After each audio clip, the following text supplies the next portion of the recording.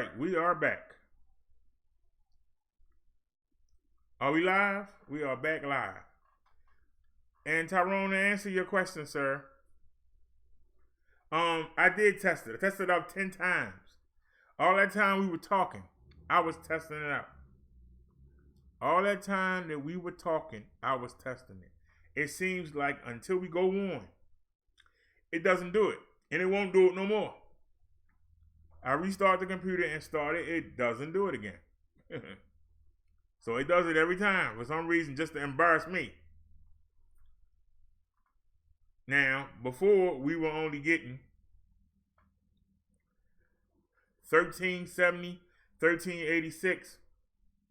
I ran it through the tools and I let OBS pick the settings. And now we're doing 4053, 4027. PC usage, instead of being 75%, it is at 30.1%. That's still high, but it's doable. So let's get to another song. Just pick something out. It don't matter. Just hit something. BROTHA. Oh Lord. The one man. Yeah.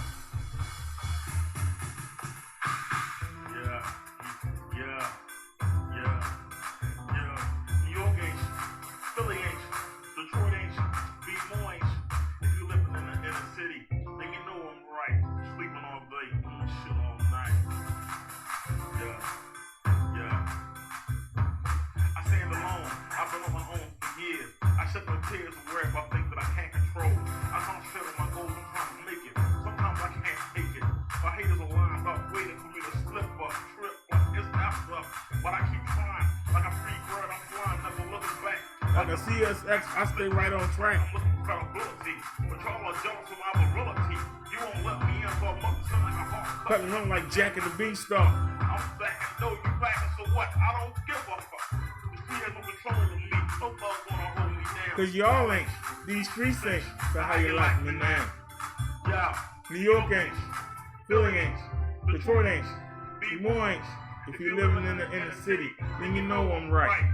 Sleeping all day, doing shit all night. Yeah. I live with B-More most of my life. Growing up, I used to carry a knife. Till another G pulled out a gun on me. So now I'm packing occasionally.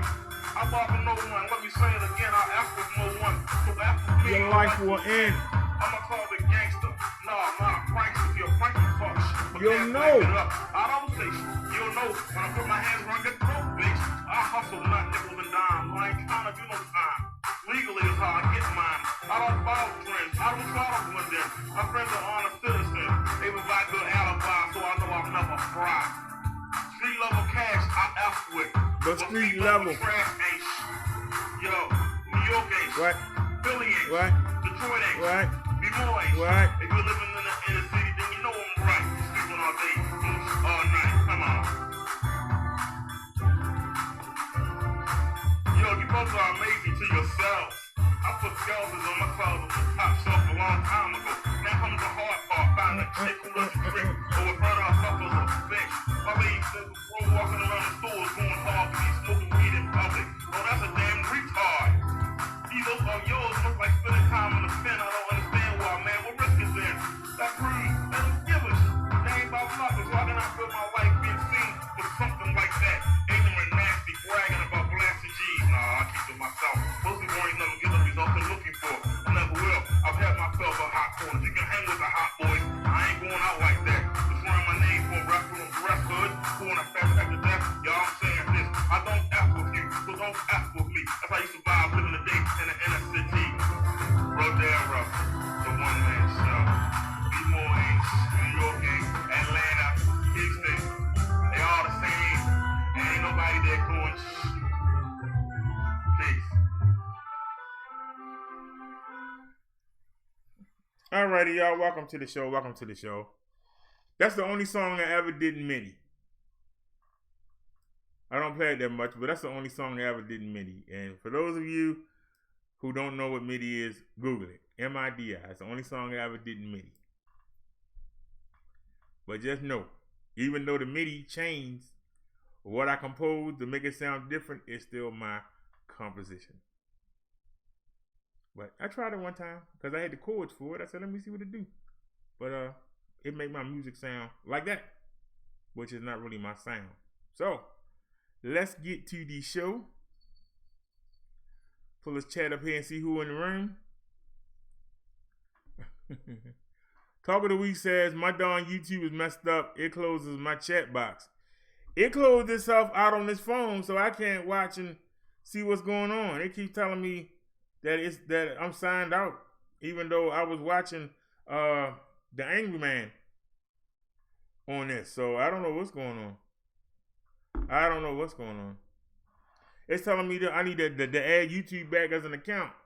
If I was just using this to run a Chromecast on the 40-inch, and I was just watching the Angry Man, why do I need to sign in? But, you know, that's YouTube. It ain't perfect. Speaking of the Angry Man, it was nice to run across him. I hadn't seen him since last year. About this time last year. I actually had just came to YouTube, and I came across him. And I seen a couple of one video where he was in a parking lot of a supermarket or a Walmart or something, and another one he was sitting in his room, and you can see he has really changed his he's really changed his setup, because he was sitting in a room, and he just had a camera on him, and he was sitting there in front of a computer, and he was talking about how you want to be a YouTuber, you got to learn how to multitask, and you know, you got to learn how to do stuff. And I literally was listening to him. And if you notice, look how his setup look. Look how my setup look. People who really care about how that setup look. Some people just throw a camera up or just get on Hangouts and just picture all pixelated and you can't read the words. I can't do it. Because I came in watching people who care about their setup. Y'all can get mad at me all you want. Tell me I'm too picky. When I watch this back, and I watch all my shows, because I'm putting on what I want to see. I watch all my shows. And when I sit back and I watch them, I want to see crisp picture, no blurriness. I want to see all the words. If I'm reading y'all something, y'all can read along. If we watching something, I want it in full screen. I don't want it down the middle. The only time we have a screen down the middle is if the video we watching, the person that made it put it down the middle. Everything is full screen. I want you to be able to see it as if you was watching it without me. But it's more fun to chat, to hear other people's opinions while you watching something. And that's what YouTube is for. And if you're not doing that, then you say you was actually impressed with Angry Man tonight. He's passionate. You say it seems his views aren't too popular if he had to hide his sub and dislike counters. Well, he talks about black women. I mean, you were trying to hit. You heard me in there trying to do unity and people coming together. Them people weren't trying to hear that. They want to talk about women. They want to talk about black women. And I keep telling you, there is a market. If we want to talk about black women and go all out, there's a market. If we want to go after Tommy Sotomayor or go back at the True Freeman or go after Vic or go after Tyreek, there's a market for that in this sector. I just don't want to do it. I want to stand on my own. But there's a market for doing that. You can get some views real quick, but the problem is the people that do it, they don't last too long. Most of them don't last too long. There are some names I can give you, but I won't. There are some people who seem to go away and then come back. And when they come back, they talking about the same person. And you like, didn't y'all have that like 2 years ago? You just bringing that back up now? You've been gone for like 3 or 4 months. You done came back with the same crap. And people eat it up. And it's sad. It really is sad. I don't want to be involved in it. Could I do it? Yeah. Oh, real easy. I can tell you about 10 names of people I could jump on right now, but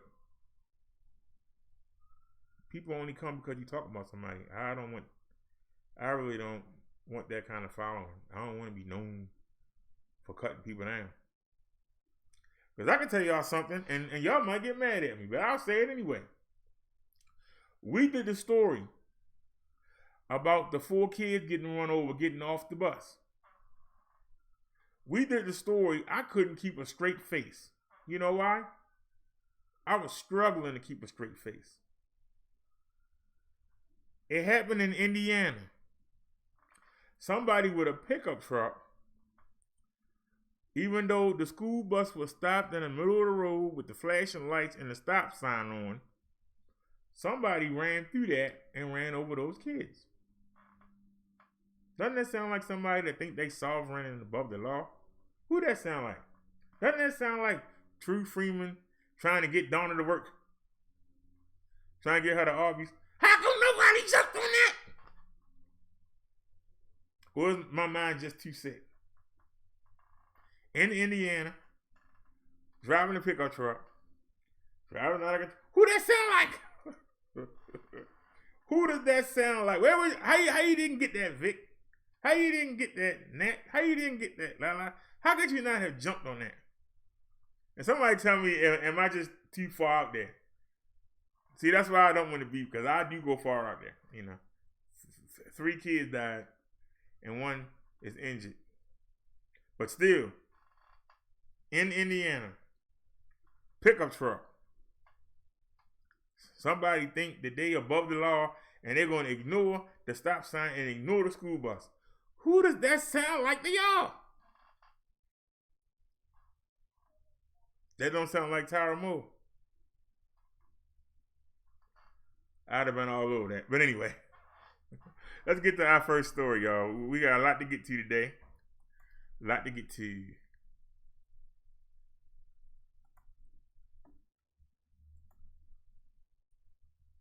You notice we ain't got no problems. Why is it when we first start we have problems? All right, y'all. This first story, I hope it's not linked to fact, some of your favorite foods stain teeth, unlike ordinary whitening tooth. Whoa. I hope this first story is not linked to the reporter Khashoggi getting killed at the place, because I actually was dressed as him yesterday for Halloween. Investigating a growing mystery surrounding the deaths of 2 Saudi Arabian sisters. The bodies of 16-year-old Tala Faria and 22-year-old Rotana Faria were discovered bound together last week. The sisters lived in Northern Virginia and were reported missing. The NYPD gave this update about the investigation yesterday. The priority at the time was the identification of the 2 sisters. That has, as you know, been accomplished. Just this week, we had detectives down in Virginia following up leads. Their trip down to Virginia was essentially to determine what, if anything, we're looking at a 2-month gap here from August to now when the bodies were discovered in the water. Where were they? Is there any clues down in Virginia in their past life that would lend to why were they in New York, why they might have left Virginia, and anything else? So it's an ongoing investigation. At this point in time, it still has not been deemed a homicide. And as far as the manner of death and how they were discovered, there has been no change. So joining us now is DERRICK Duncan. Don't worry, Naya, that's coming up. Authorities come any closer to finding out just what happened to these girls leading up to the discovery of their bodies? Well, you know, I think that is ultimately what they're trying to get at. They don't really have a lot to go on. You know, there were no records of cell phones for these young ladies. They also apparently have no social media profile. So they're doing their best to really try and get a timeline of events. I know they were reported missing September 12th, and that again coming from Fairfax County, Virginia, somehow making their way here to New York City, and really trying to understand who they may have been in contact with, why they came to New York City. These are all questions that police are actively trying to get to the bottom to right now. And of course, you know, they still have not ruled a cause of death. So they're waiting for these toxicology reports before they can officially come out and say this is what caused the death. But we do know, again, these women, according to sources, CBS News has learned there's evidence that shows they were actually alive when they entered the water. So just a bizarre case all the way around. When you even think about how they were found, the fact that they were duct taped together, that they were sisters, a lot of questions here about this, police calling these deaths suspicious without a doubt.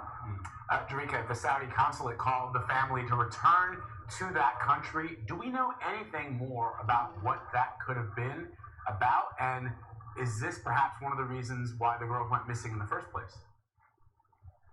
So again, it's interesting you note that, because you have the Arab News that's reporting something a little differently. You have the New York Police Department saying that they spoke to the mother, and the mother told them that the Saudi government contacted her to tell her that the family needed to come back to Saudi Arabia because the two sisters apparently were going to claim asylum here in the United States. So, you know, we're still, again, going off of what we're hearing from police. There have been other reports out there about whether or not that was necessarily the case. But what we're hearing, what we know right now, is that the police heard from the mother that the Saudi government contacted the mother. So the State Department isn't commenting on this. We know that the Saudi government has come out on Twitter and put out a note saying that they are also investigating this, that they are going to hire an attorney here to look into the suspicious deaths of these two young women. Okay, so then what's next in this investigation? Right now, again, Anne-Marie, they really want to get to the cause. They want to find out, you know, what is the link. There have been reports, too, that possibly this could have been a suicide pact. But again, the New York police have not said that definitively, and they seem to be the lead right now on this investigation. So it's really trying to get to, you know, again, what exactly led to them in this water, why they were attached the way that they were, and what may have been taking place days, weeks before these women were found here along the Hudson River behind me. Quite a mystery, DERRICK. Thanks. Yeah. All right, y'all. I can't wait.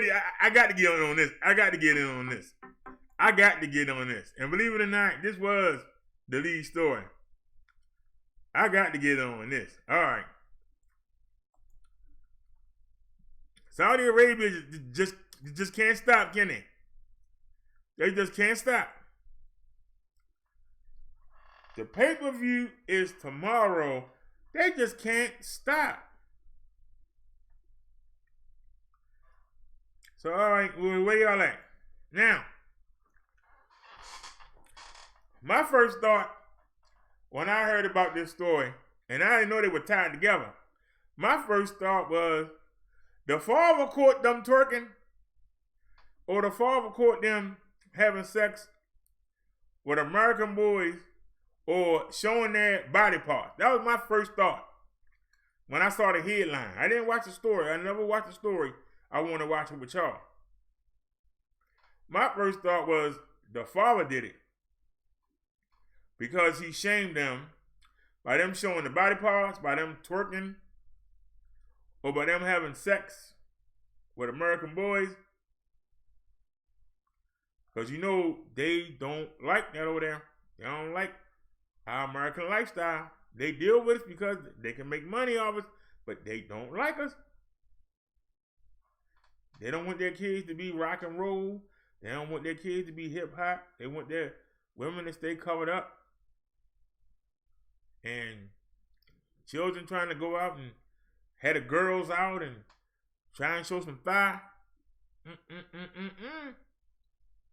No, no, no, no, no. Father, take you downstairs and beat you till you bleed. That was my first thought. Now you hear that they were trying to get asylum. That meant they didn't want to go back to Saudi Arabia. So they could be using those two girls as an example to let other women know, you ain't going nowhere. You'll die before you live like an American woman. You will die. Now the police are saying that the mother is saying that Saudi Arabia government asked them to come home.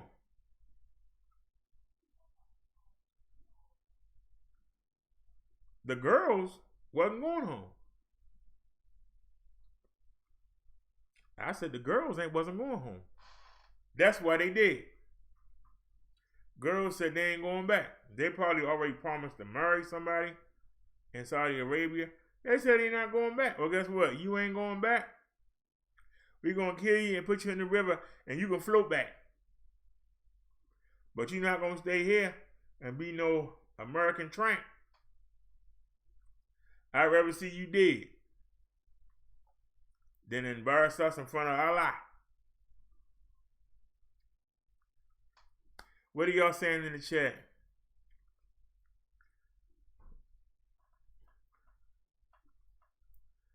Okay.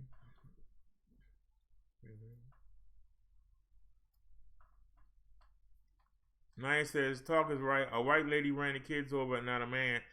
I said Donna trying to get the Arby's. Trying to get to work. I'd have had fun with that. If I was still on that beat, oh man, I'd have had fun with that. I ain't gonna lie to you. I'd have had fun with that. I'd probably got about 1,000 views on that video. But now we don't do that no more. But I'd have rolled with that. So yeah, another incident occurred. I got it coming, woman. I haven't seen it yet. Don't ruin it for me. Naya says, sorry gang, hate talking BDS. I was listening to BDS commentary. Naya says, post-Halloween was stranger than Halloween talk. She said, laugh out loud. She said, I think I had too much witch's brew. You get too much drink. Dr. B says, everything's done on Twitter these days, even political business. I'm very seldom on. I got a Twitter account, but I'm very seldom. I've had it for years. I very seldom go on it. I was really surprised I was in the same group with Donald Trump. Y'all remember that? When I told you I went at the Trump. But that's the last time I was on there. Maybe I need to start going on Twitter. I actually had I had started my own group. I went into the pro-black sector and started attacking them. I just started attacking them, and they're just illogical. So I was like, man, let me go ahead and go on YouTube. He said, Twitter is a real political hubbub. Said Trump's been using it for years. Talking to We says, I can't imagine how horrible an arrangement marriage is. Imagine living with someone who's your worst nightmare. Said Twitter is too boring for me. Talking to We said, that's the way they get haters, BD. Laugh out loud. Naya said, neither could I talk. It's challenging enough for someone you want to be with. Naya, if you in that culture, and in that culture, if you do not marry, they will kill you. They will literally stone you to death. If you do not go ahead with it. So, it's nice to be over here in nice, safe America and say that, but you see those girls didn't want to go back and look what happened to them. Them girls were going to try and get asylum and stay here. They wanted to live the American life. They didn't want to go back over there. They wanted freedom. Were they free? They definitely free. They can't hold them back now. They're gone. And killed them. All right, y'all. This next story is it had a video. That's why I picked it up. If it ain't had a video, I wouldn't have picked it up. But Misery Mountain. Violence plagued. Fact. Look at that. You're gonna sneak me. Violence plagued West Virginia prison before Whitey Burger killing. So let's see what's going on in this prison in West Virginia. Waiting for this commercial to end. All right, let's get it. As the search continues for the killer of Whitey Bulger, the Boston gangster was dead within hours of arriving at that prison in West Virginia. Early signs point to a career killer who hated rats. More now from Nikki Batiste. The reputed mobster's early morning death was quick and so violent, it was reported that the 89-year-old was unrecognizable. The suspect, a mafia hitman, Freddy Diaz. The Boston Globe says Diaz is one of 2 inmates under investigation for gouging out Bulger's eyes while beating him in his cell Tuesday morning. Diaz, a career Massachusetts criminal, was in Hazleton for killing another mob boss in 2009. When I first heard that Mr. Bulger was killed in Hazleton, that's the first thing I thought was Freddie was there. Daniel Kelly represents Diaz. He was aware of Whitey Bulger. He had a distaste for informants. Bulger's violent death mirrored his life and made for gory movie scenes based on the maniac mobster. His death made headlines in the papers that made him infamous. The Boston Globe's Shelley Murphy has reported on Whitey Bulger's mob life for over 30 years and says in prison his cooperation with the FBI made him a target. Whitey Bulger went to bed that night, and by that morning at 6 a.m., people knew that he was there and were looking for him. And, as for Freddy Diaz, it doesn't take much, for a 51-year-old to beat an 89-year-old man in a wheelchair to death. Murphy says few people knew who Freddy Diaz was until now. In Freddy's mind, does Freddy feel like, he'll be a hero? Probably within the prison population, he would be. This is a guy who's serving a life sentence, and now he will be known as the guy who killed Whitey Bulger. The president of the prisons union told us Bulger was transferred for bad behavior. He also says this facility cut 74 jobs just this year. And Jeff, because this prison is so dangerous, the inmates here call it Misery Mountain. Nikki Petit still on the story for us tonight. Nikki, thanks. Well, does anybody feel sorry for the gangster? It was exciting. I worked. Does anybody feel sorry for the gangster? Does anybody feel sorry for the mobster that probably had 20, 30 people killed? Anybody feel sorry for him? Let me delete that real quick. Let me chat real quick. Does anybody feel sorry for the geezer pleaser?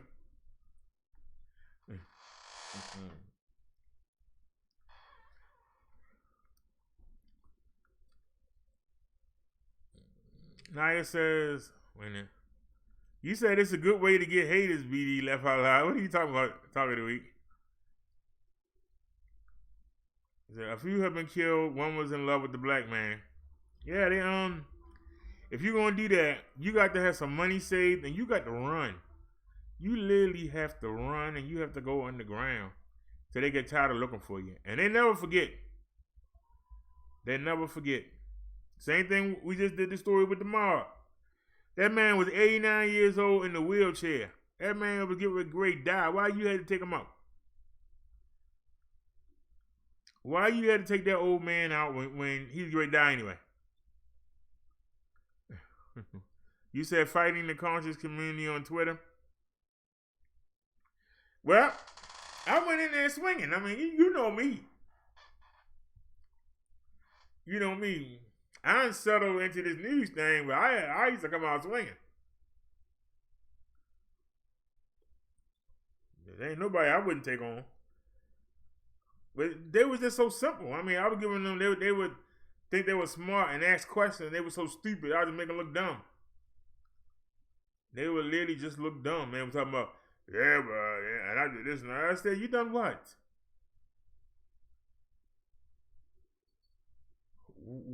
What are you doing? Because if you not telling people the correct things to do, it don't matter if you get somebody a couple dollars. If you ain't telling them what to do with the dollars, they're gonna be in the same spot they was in before. I'm so tired of hearing people say, I helped this family out one time, I helped that person out one time, I bailed that person out of jail one time. Well, did you tell them how not to be in the need for another time? If you didn't teach them how not to make the same mistake again, all you did was just keep them settled for a minute, and then they're going to do the same thing and be in the same spot again and have to be rescued again. Does that make sense to anybody? Give a man a fish. He'll eat for that night. That one meal. Guess what? He gonna wake up hungry. He gonna need to eat again. teach a man how to fish, he can feed himself forever. If you're not teaching people how to not make the same mistakes, how to not build something for themselves, you just giving them something, you're keeping them on the hook. You're like the fish, you took him out the water, but he's still on the hook dangling. And you say, see that? He ain't dead. But you're holding him there. You're not putting him back in the water so he can go about his business. You're just holding him there. And that's all you're doing. And then you're going to drop the hook and somebody else going to have to pick it back up. And pick it back up. And pick it back up. And the fish don't never get back in the water. That's all I'm saying.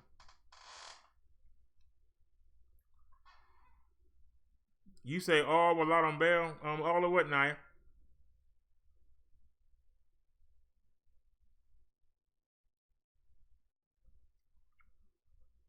I don't feel sorry for the mob boss. I don't. I know he ain't had a lot of people killed and beat up. I know he did. I know he's responsible.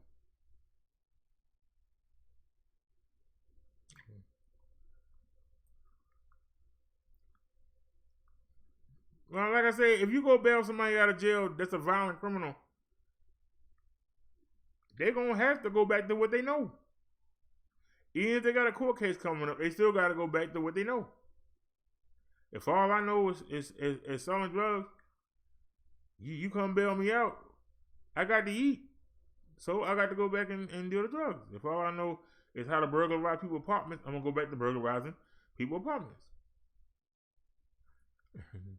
Naya says, I don't condone murder. I don't feel bad about his death. I don't condone murder either, but one thing the Bible teaches us, sometimes it's necessary. Now, what would make this story complete is if somebody from the old man family took out that guy that killed him. That will complete the story. That will complete the story. That man shouldn't be able to go around and brag about how he killed the old man. That man should not be able to go around and brag about how he killed the 89-year-old man. Somebody need to come snuff him. Dead serious. Yeah, I did. I took him out. He took out a man in a wheelchair, 89 years old. And you gonna sit there and go around like you the king. Yeah, I got him. I'm strong. I'm the toughest. I'm the leader of the jail now. Like, man, you beat up an 89-year-old man, really? Naya said it's prison culture. Well, if you want to enter that realm, sometimes you got the deal. Us on the outside looking in, we saying that's crazy. It's the same thing about what you said about not wanting to be forced into marriage. When you in that culture, you got to do what's expected of you, or you got to pay the consequences. Some of the consequences is you might have to run for your life. That means you don't get to see your family no more, your friends no more. You got to go find some place, you got to lay low, and you got to start a whole new life all over again. A lot of people can't do that. Same thing as you in a jail. Most of them say, I don't want to join a gang. But then they find out that if you don't join the gang, then the gang beats you up. But if you do join the gang gets you to go commit murders and stuff. They put you in jail longer so you never get out. So, I mean, be honest with you, it's like a catch-22. I can't think of one good reason to go to jail. Because there's a good chance that you won't come back out. Very good chance. Because if you don't join a gang, you might get killed by a gang. If you do join a gang, sooner or later they're going to ask you to kill somebody. If you get caught, you're going to be in jail. You ain't coming home. So it's like, how do you win? That's why, I never had no desire to go to jail. And people act like, they go to jail, they should be looked up to. I'm looking at you like, man, you got my face. Make it out here in the real world. Show me you can make it out here in the real world, and then I give you some props.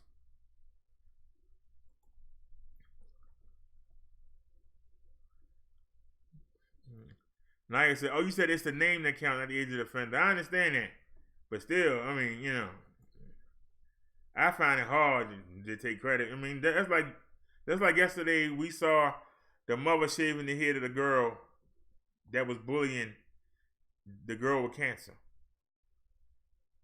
You know, because you really feel sorry for the girl getting her hair cut off, knowing that she bullied a young girl with cancer. You know. All right, so I'll get to the next story here.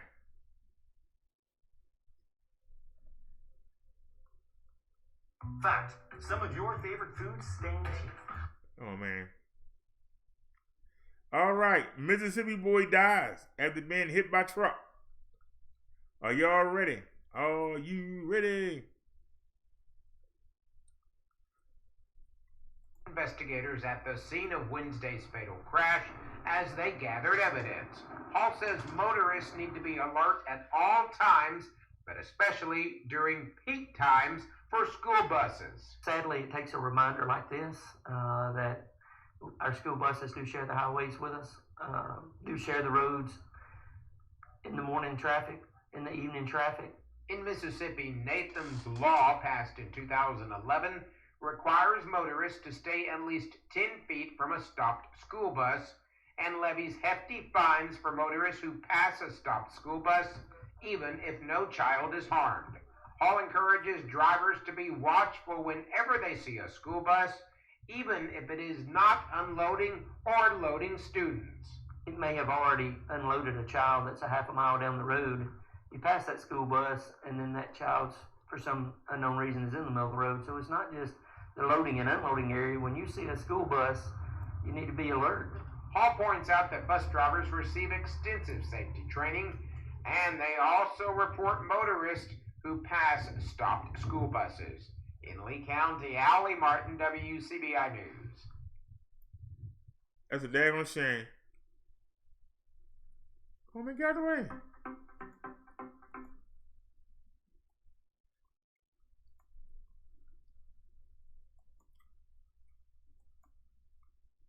Alrighty, was that your story, Naya?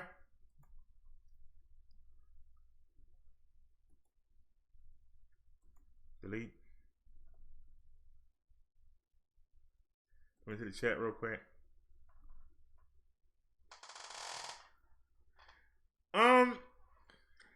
Tyrone, I honestly saw that, and I just saw it again when we watched the last video, and I didn't pick it up. So let's go see. I didn't think y'all be interested. See, I told you, what I think is the total opposite of what y'all think. You think I be lying when I be saying that? If for some reason, I like the opposite. Whatever y'all like, I hate, and vice versa. That's my problem. And watch, it's going to be hard to find now.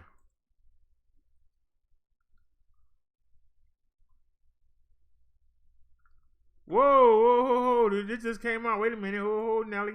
This wasn't here earlier. Bet you there ain't no video. Bet you there ain't no video. I bet you that. Yep, no video.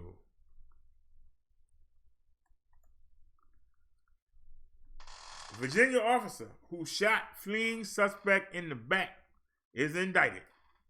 The white Virginia police officer who shot a fleeing suspect in the back last year was indicted by a grand jury Thursday on charges of aggravated malicious wounding and a related gun charge, reports CBS affiliate WTKR.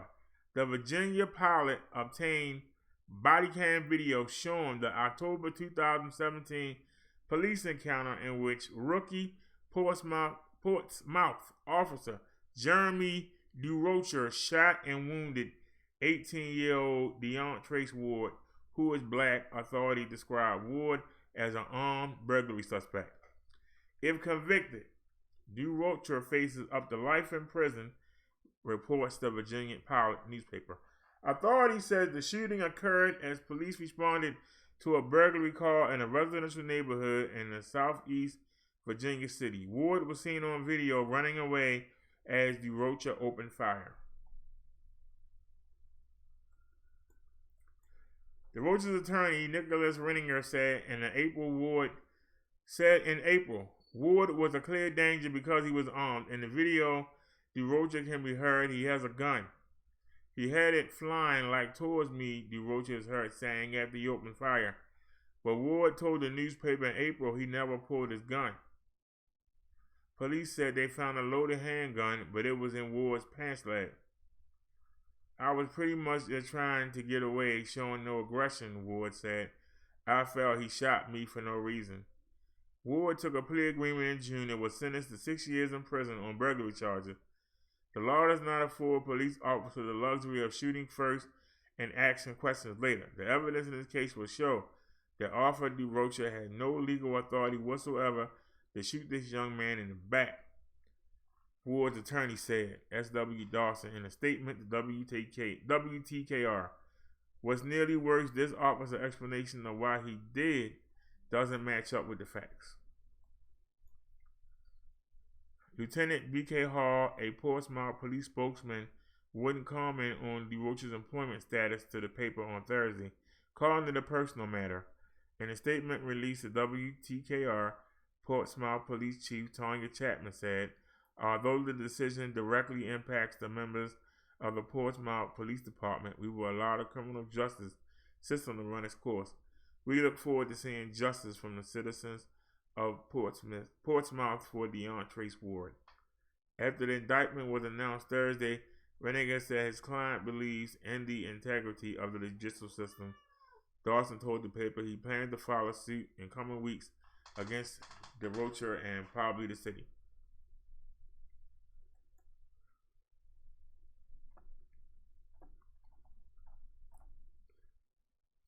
Now let me keep looking for the Google thing. Here we go.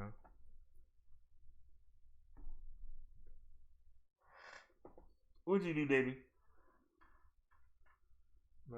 Go sit down. Go sit down. Good girl. You over here walking on cords.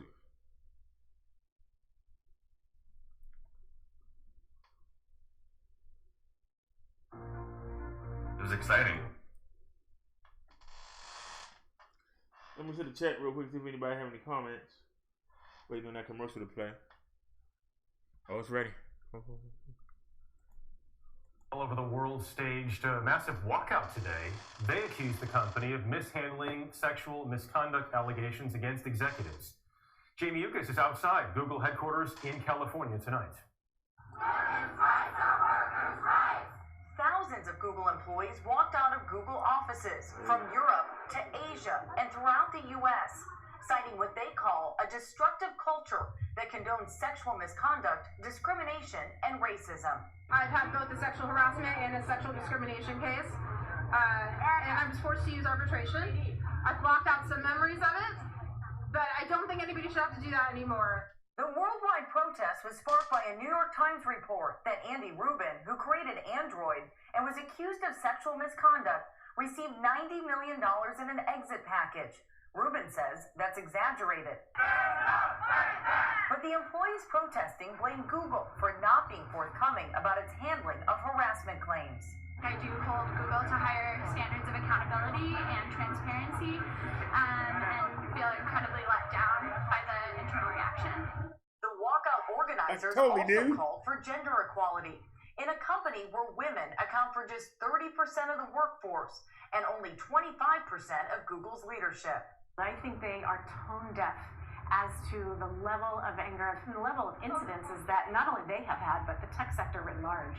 Late this afternoon, Google CEO Sundar Pichai addressed the complaints. Moments like this show that we didn't always get it right, and so we are committed to doing better. We are listening to employees.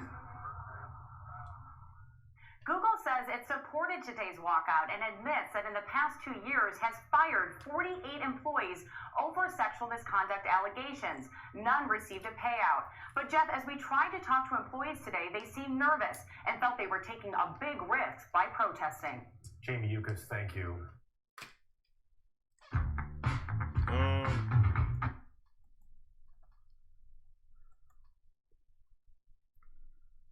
right, y'all. Y'all know Nerds is running that, so come on now. Y'all know Nerds can't get none. They got to buy it. Or if they got employees, they'll try and get it there. From their nurses, secretaries, entry-level people. Alright. Talk of the week got us to watch that. He says, what do you think of the global Google walkout? Excuse me, y'all. Over sexual harassment, I believe. He says, I can see Google being a male-dominant workplace.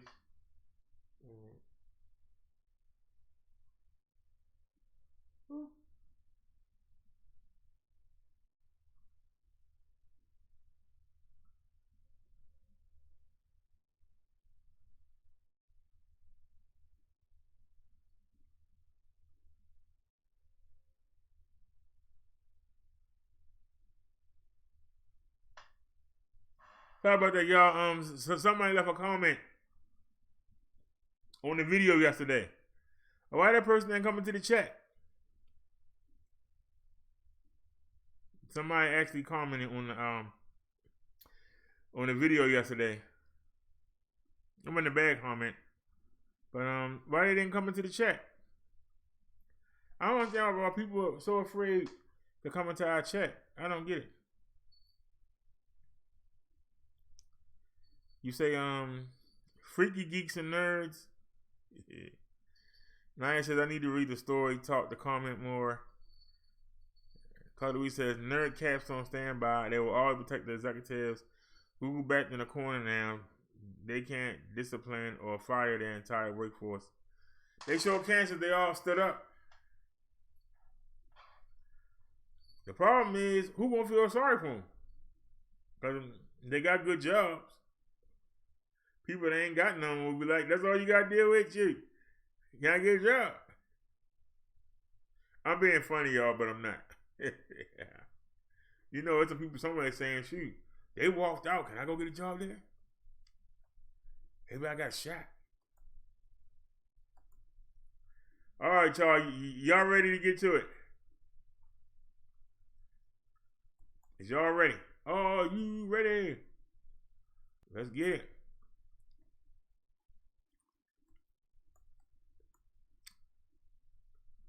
All these flash things popping up. Come on, man.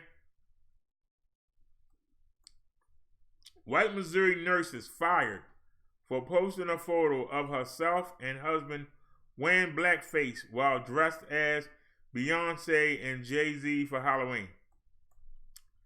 Shelby Heenan was fired after posting her offensive Halloween costume Monday. She and her husband, Jasmine Heenan, dressed as Beyonce and Jay-Z and wore blackface as part of their costume. The photo sparked outrage and Facebook users reported her to her hospital. St. Luke's Hospital announced Tuesday she was no longer employed there. She hasn't commented on the racist costume and has deleted her Facebook account. Well, a little late, honey. Shelby Heenan posed with a smile and a hand on her hip next to her husband, Jasmine Heenan, in the photo, uploaded to Facebook on Monday, but the picture quickly sparked fury on the internet. In the photo, she and her husband covered their face and hands in dark makeup to darken their skin. She sports a wig and a sparkly skirt that looked like Beyonce, and her husband, who noticeably darkened his skin more than his wife, wears a beanie hat and chains around his neck in an attempt to look like the rapper Jay-Z. Here's the picture, y'all.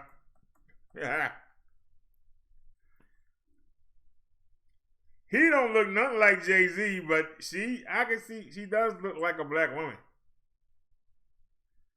She looks like a black woman.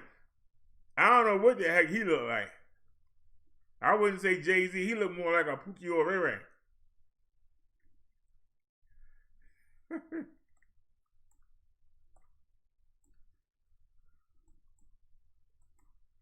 I'll read some of the comments. Andrea Tudhope says, it's sending a pretty clear message here. They discovered the former nurse dressed in blackface Monday afternoon then announced she's no longer with the hospital by late morning Tuesday. Latest, a high school classmate of the man in the photo ID'd him as Jasmine Heenan, Shelby Elliott Heenan's husband. Couldn't reach him for a comment. The high school classmate said he took a screenshot of a photo Jasmine posted Sunday. They ain't telling us nothing. Let's get to the video. I know it's a video. Here it is.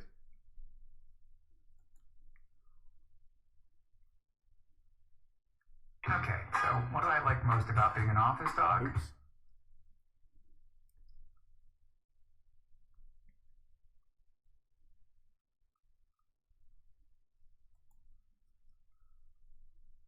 Shows a woman dressed up as Beyonce with dark makeup on her face. Experts on the topic say society has to do a better job at teaching the history of blackface and why it can be harmful. And do you know what he done? I don't. Tell me, what did he do? Blackface started in the 1800s in American theater and eventually moved to film. Its history was detailed in the Spike Lee film Bamboozled. That was no lady. That was my wife. Matthew Osborne teaches students at UMKC about the history of minstrel shows that use blackface. It involved white men donning blackface and performing exaggerated caricatures of African American characters. It was meant to denigrate and lampoon African American people, often in settings that were meant to show black people in a position of servitude. Unfortunately, a lot of people believe that stereotype, and those thoughts still carry on in today's world. Monday, someone told St. Luke's Health System about a photo of one of its nurses at the East location in Lee Summit dressed in blackface. She's supposed to be Beyonce, and the man next to her is supposed to be Jay-Z. A picture of the same woman from 2009 shows her dressed up as a member of Destiny's Child. The fact that this kind of racist behavior persists is simply an indication that our racist history is not past, basically. St. Luke's released a statement saying in part they started investigating immediately when they were made aware of the photo. The statement went on to say, quote, "We can confirm that this individual is no longer a St. Luke's employee. St. Luke's is deeply committed to our culture of diversity and inclusion." Individuals who are trying to dress up in costumes, as far as I'm concerned, that is not the way to go. It shows a lack of concern, it shows some ignorance there, and a lack of understanding of history as well. You risk diminishing an entire group of people, usually very complex group of people, down to really what we think of as very stereotypical items. Dr. McKinney King, a psychologist in UMKC's Department of Diversity and Inclusion, says the photo of the nurse should be used as a teaching moment and encourage people to get to know each other better and to educate themselves on our nation's history. It can't just be punished and then the conversation's over. There has to be the back and forth, the learning that takes place. And that's uncomfortable, but I feel like that's one of the ways that we get better. The director of the Bruce R. Watkins Cultural Center, one of the people you just heard from, invites anyone who wants to learn more about American or African American history to come here. All right.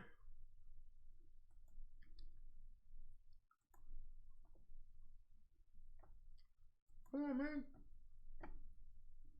Close. All right, go to escape. There we go. Need to get it out of here.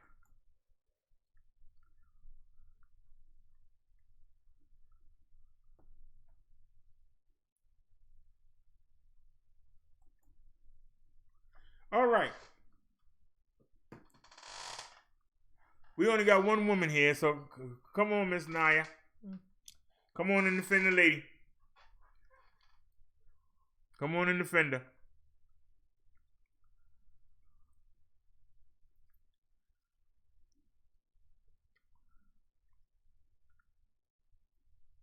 Naya says, imagine being fired for such a thing. Everything is offensive these days. Naya says, horrible costume. She said, laugh a lot. She said, her figure is way off the mark. Talk of the Week said, the biggest elephant in the room is the pick is her boyfriend. Arabs and Pakistani Indians can also throw their hats in the mix to say it's racist towards them too. Dog of the Week says, I can see why the hospital fired her though. No hospital needs bad press. Naya said, sure could talk. Naya says, I agree. Said, bad for business. Talk of the Week says, I thought it was for international racism. She seems to be a Beyonce fan. Bad timing from her, definitely. Naya says, yes, for sure. I did. Timing was bad. Defend whom? Because of the backlash. Have you forgotten already? Well, let me remind you. Let me remind y'all.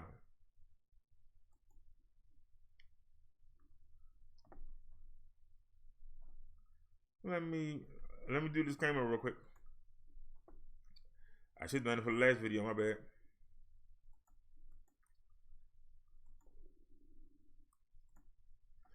Copyright disclaimer under Section 107 of the Copyright Act of 1976. An allowance is made for fair use for purposes of criticism, comment, news reporting, teaching, scholarship, and research. Fair use is the use permitted by copyright statute that might otherwise be infringing. Non-profit, educational, or personal use tips the balance in favor of fair use. And let's get it out of here. Okay. I'll bring it back. I want to begin with 2 words. I'm sorry. After making some controversial comments earlier this week on her morning show, Megyn Kelly's career at NBC News is in limbo. There was a controversy on The Real Housewives of New York with Luann, as she dresses Diana Ross, and she made her skin look darker than it really is, and people said that that was racist. And I don't know, I felt like, who doesn't love Diana Ross? She wants to look like Diana Ross for one day. I don't know how that got racist on Halloween. She appeared to be offering a defense or an explanation for the use of blackface in Halloween costumes. But what is racist? Because truly, you do get in trouble if you are a white person who puts on blackface for Halloween, or a black person who puts on whiteface for Halloween. Back when I was a kid, that was okay as long as you were dressing up as like a character. And that led to a bit of an outrage within NBC News and among the audience. While she apologized to the staff, she owes a bigger apology to folks of color around the country. Megyn Kelly is, of course, no stranger to controversial remarks about race. When she was at Fox News, Megyn Kelly made remarks that were often criticized for being insensitive towards blacks. And by the way, for all you kids watching at home, Santa just is white, but this person is just arguing that maybe we should also have a black Santa. But she's the one who coined the phrase "Cupcake Nation." Long before there were snowflakes, there were cupcakes. But the issues and problems between Megyn and NBC News have been brewing for quite some time. NBC wooed Megyn Kelly away from Fox News with a big 3-year, $69 million deal, gave her an hour of morning real estate, 9 to 10 a.m., and basically said, it's all yours, do what you want.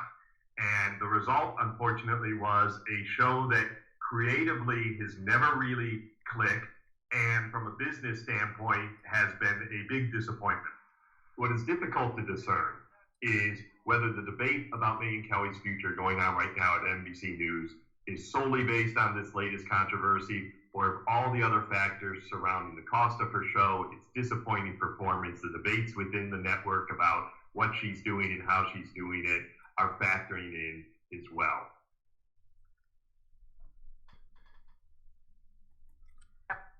Alrighty, y'all. That was the Wall Street Journal. We just watched that on the fair use or the Wall Street Journal.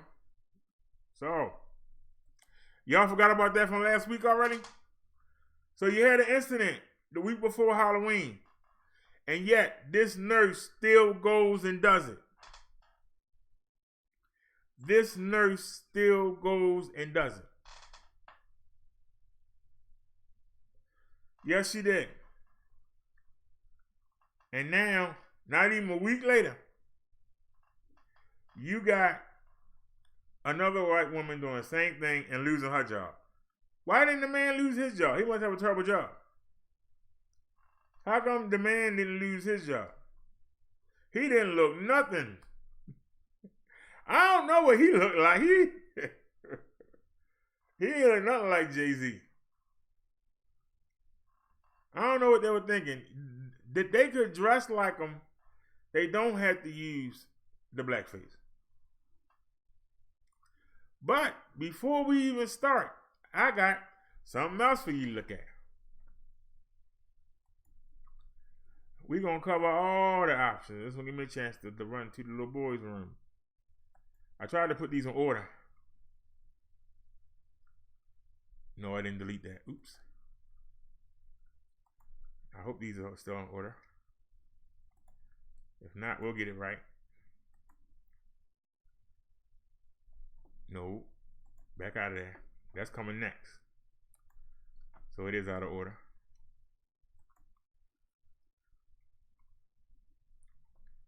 All right. I want to know who remembers this. Let me put it on mute. This is my T-Sharp, published December 27, 2015. We're still under the articles of fair use, copyright infringement, and all that crap. Skip ahead.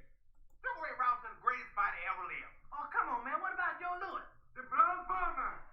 Now, that was a great boxer. Damn right. I suppose nobody in here ever heard of Cassius Clay.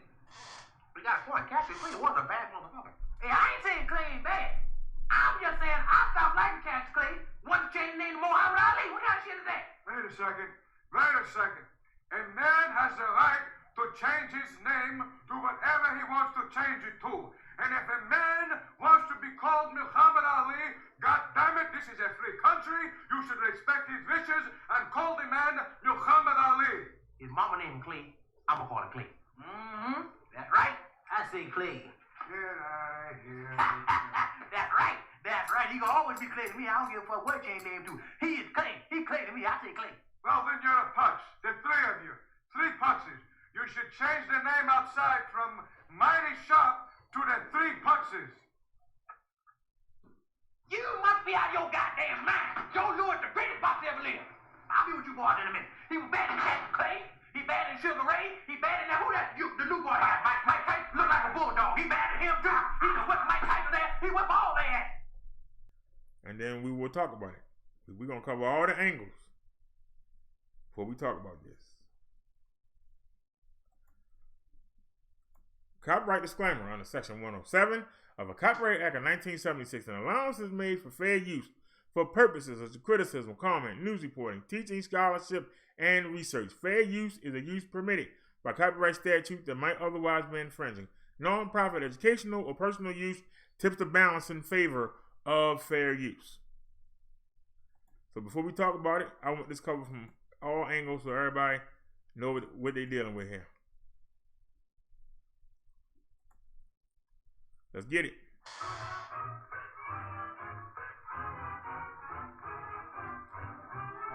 The Blackface minstrel show was considered to be the first distinctly American theatrical form.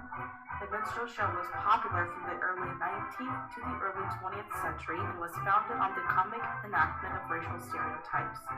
Minstrel shows also imitated and offensively exaggerated African American music, culture, vernacular English, physical traits, and more, all for entertainment. The most common form of this was the use of blackface. Too quiet, people. Cotton Watts and chicks. Lady, let that be a lesson to you. What's the matter with you boys shooting up that man's hen house? I'll shoot any chicken trying to follow me home.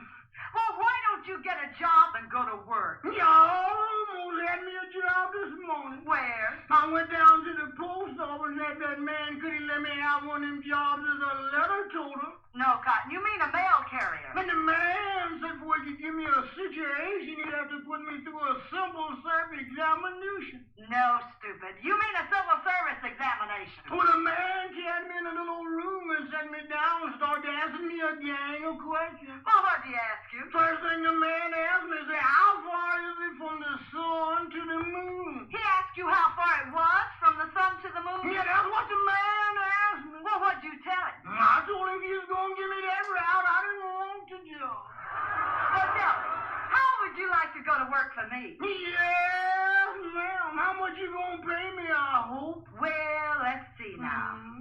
I'll pay you all your work. No, ma'am. I got to have some money. You know, Cotton, I'm making a picture called The Lion Tamer. The Lion Tamer? There ain't but one kind of lion I'll mess with. What kind's that? Ooh, that's a dandelion. Now, all I want you to do is meet me at the zoo in the morning at 9 o'clock. Yeah, with the rest of the monkeys. With the rest of the monkeys. Yeah, I'll bring my grandpa with me. I want to get a moving picture of you in the lion's cage. But if you ever do get a picture of me in a lion's cage, it'll be moving coming all right. Oh, Cotton, the lion can't hurt you. Can't hurt me. I know, but he make me hurt myself. Why, the lion's tame. He'll eat right off your hand. Eat off of your hand and over your leg, too. I know them cats. Oh, but you don't understand, Cotton. The lion was raised on milk. Raised on milk? I was, too, but I eat pork chops now. Why, he can't bite you. Now, how come he can't bite me? He hasn't got a tooth in his head. I know, but he can gum me to death. I don't want him gnawing on me. Now, all I want to do is snap you as you enter the lion's cage. You just want to snap me as I enter? Yes. Well, you better snap me as I enter, because you will never be able to focus me when I start out, because I'm Alabama bound.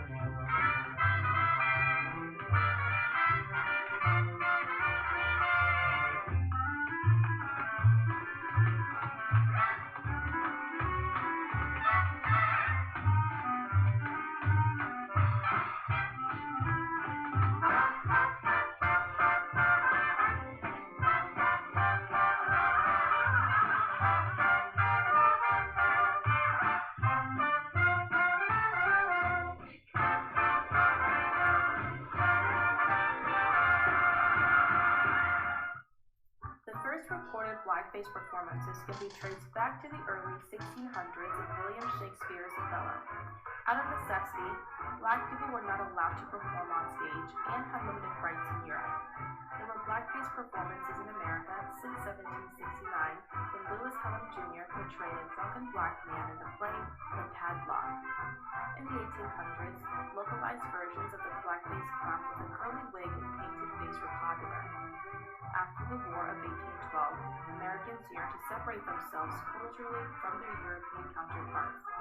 However, it was Englishman Charles Matthews who took the first major leaps in minstrelsy. Charles Matthews is considered to be the father of American minstrelsy.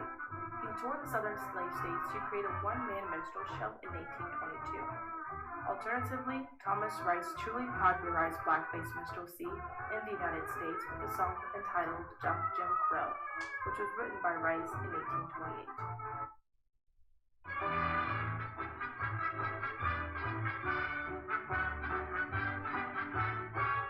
Come listen, all you gals and boys, I'm just from Tuckahoe.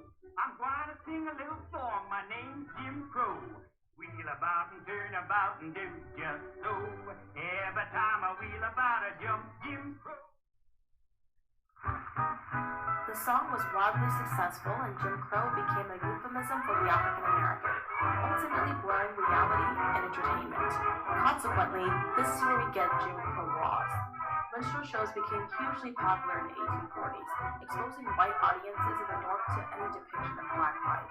They would often feature a broadcast of characters from Zip Coon, the educated free black man who pronounced everything incorrectly, to Mammy, a fat, black, faithful slave who was really just obviously played by a man in a dress. Blockaded on the south, encircled in the east, and stalemated on the west. As a matter of fact, Colonel, we're caught with our tents down. Our army's in a very precarious position. If the Confederates hear about this, we're lost, sir. If we alls can get that map down to his headquarters, we alls can win this war. Then we alls can get married. Brother, you all ejaculated a mouthful. We alls gonna get that map. Oh, way down south in New York City, the cotton grows on the trees so pretty. On the trees? On the trees? In the south? South Brooklyn. Oh, south of the Bronx, where I was born. The songs are rotten and the jokes are corn. Look away! Get away! Get away, Tris, we're hungry.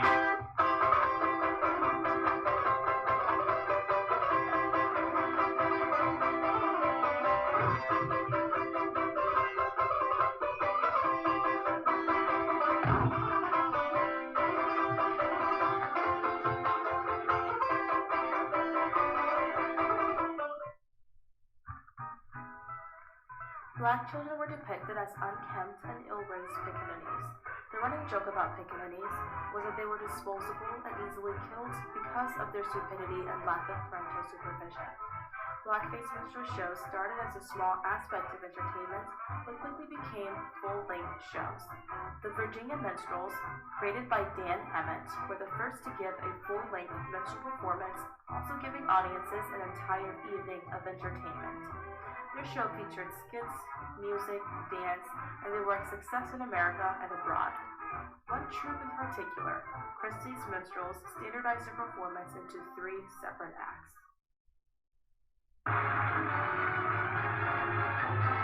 Some folks like to side, some folks do, some folks long to side. The first act opened with a song, then featured wisecracking banter between the straight-man master of ceremonies and the more comic and silly music performers. This chit-chat act later led to duo-type performances between Mr. Tambo, the tambourine player, and Mr. Bones, the bones or spoons player. The second act featured a fractured play, which was often Shakespeare, or a dance performance with a featured guest of high talent, like William Henry Lane or John Diamond. The third act usually opened with a pun-filled stump speech and a large musical number using all the dancers and musicians.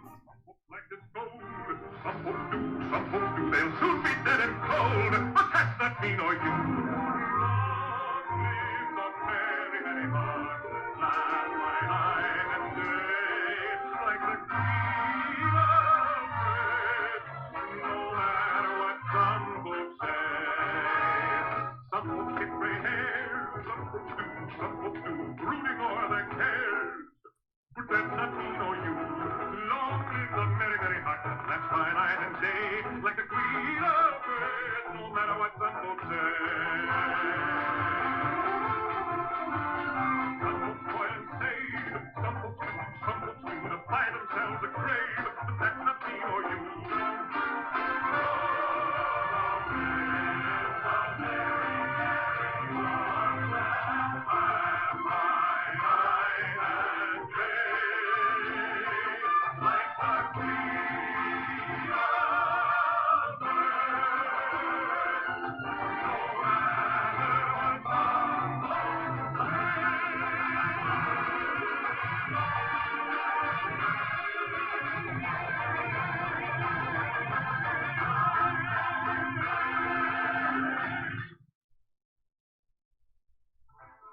After the American Civil War, African Americans began to fill the roles in blackface minstrelsy, first with painted faces and then without. In horrifying irony, white audiences would reject black performers not wearing blackface as not appearing to be black enough.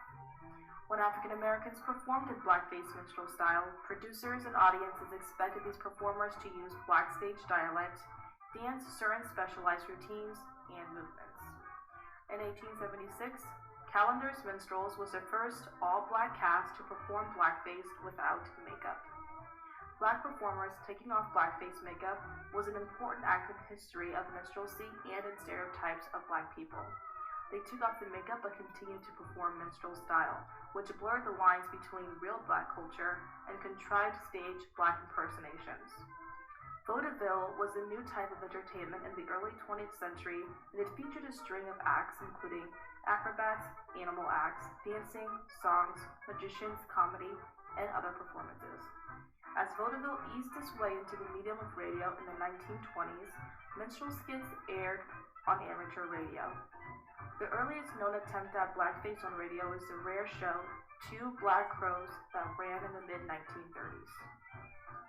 Minstrelsy desensitized Americans to the horrors of chattel slavery. These performances were abject lessons about the harmlessness of Southern slavery, and by encouraging audiences to laugh, they showed bondage as an appropriate answer for the lazy and ignorant slave. Minstrelsy ultimately became America's first national popular culture. Blackface was used to push products from cigarettes to pancakes, while minstrel songs were turned into sheet music, sold and sung around the world. Children's rhymes and games are also drawn from our minstrel past. Eeny, meeny, miny, mo initially commanded that the listener catch a nigger by his toe. Do Your Ears Hang Low was originally the 1829 song entitled Zip Coon. The story of the children's book, 10 Little Monkeys, was first published as 10 Little Nigger Boys, where each boy was killed as the story progressed. Blackface became a mainstay of stage and later film performance in the 20th century. Most often, blackface was used as a comic device that played on the stereotypes of black laziness, ignorance, or crass behavior for laughs. The bitter truth is that we still see blackface today, just not in the same form as we've seen 100 years ago. Remnants range from maple syrup to internet finds about black people going crazy for fried chicken and watermelon. This form of oppression contains an important factor, which relies in media portrayal. In the text Darkest America, Taylor and Austin noted that whites could feel good after seeing black minstrelsy. It confirmed and reinforced white ideas about the inferior nature of blacks and the merits of continuing their degradation by staging elaborate plantation fantasies in which blacks were happy and foolish, while the whites, by implication at least, were benevolent and protective. This implicit thinking dramatically contributes to the persistent oppression of blacks in special regards to certain factors such as the media. To this, equal and positive representation will ultimately call for black liberation.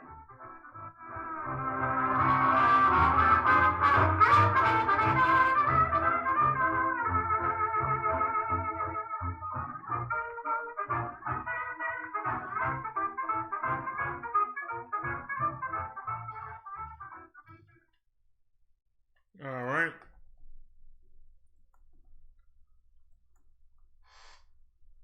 See if we can make our escape here. Let me delete these. Delete. We still got more news stories, y'all, but let's talk about it now. All right. Now that we've covered all the angles, now y'all ready to have a discussion. Should that woman have been fired from her job? Should either one of them been fired from their job?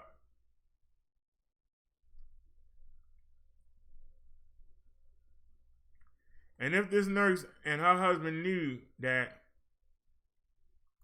Megyn Kelly had been fired from her job, why it didn't occur to him, especially with the woman being a nurse at a hospital that caters to everybody, it never occurred to them, hey, Megyn Kelly got in trouble and she's a superstar. What would happen to us? All right, Talk of the Week said the biggest elephant in the room in the pic is the boyfriend. Arabs and Pakistani Indians can also throw their hats into the mix to say it's racist towards them. Talk of the Week says I can see why the hospital fired her though. The hospital needs bad press. He continues, I dive with international racism. She seems to be a Beyonce fan. Bad timing. I already read that. But she said defend whom? She looked like she's been roasted on a sunbed for a week to get dark tan. Naya says, she looked awfully bad. Talk of the Week says, I'm not surprised the boyfriend got off with it. Naya said, Beyonce is a fair-skinned black lady. She could have gone without any extra makeup. Naya said, he will be next. Talk of the Week says, it's easy to say or do things that upset people without intentionally doing it. Naya said, they're probably looking for his employer. Talk of the Week says, hopefully she's learned from it now and can get another job soon and just keep her head down. Naya says, didn't Megyn lose her job over over the exact same thing? That's why I played both of them. Within the same week, you had two ladies lose their jobs over the same thing, blackface. Talk of the Week said, I'm trying to think of the dude who recorded the song with Craig David's face. Talk of the Week says, play safe as a dress as Dracula or a witch for Halloween. He continues, and Naya says he might be self-employed. Naya says, is Beyonce or Jay-Z offended? Tucker Lee said, that's what I said to BD earlier today, Naya. It's those two who should be most offended, if anyone. Naya says, I think that as well. Tucker Lee said, had they gone more generic like that, I can fully understand the outright anger. Is what makes me believe she's a Beyonce fan and did it unintentionally. Talk of the Week says, how can anyone see blackface as entertainment for stage shows? Naya says, a man went in blackface to write a book about the experience. I guess it depends on the purpose of it. Talk of the Week says, things like this is distasteful to people. Naya says, Beyonce is not dark like that at all. She might possibly get offended, who knows? Naya says, there's colorists within the race. Talk of the Week says, I'll never dress as a celebrity, no matter who they are. Talk of the Week continues. It goes to show how damaging past experiences can be. Even to this day, the ripples are felt. Naya said, absolutely talk. Naya says, I was Kermit the Frog. He's a celebrity. Talk of the Week said, Kermit is a legend, but he's a frog. Hey, come back.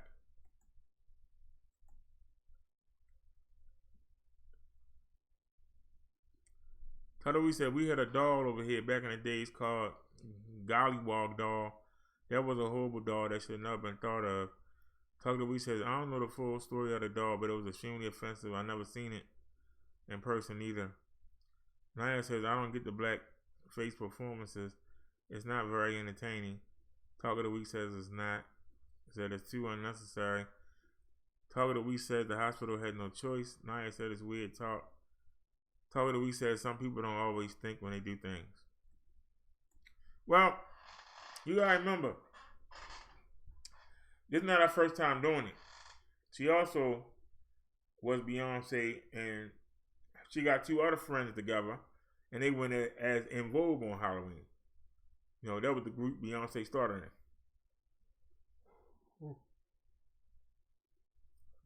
What I'm saying is, if you know it just happened to Megyn Kelly,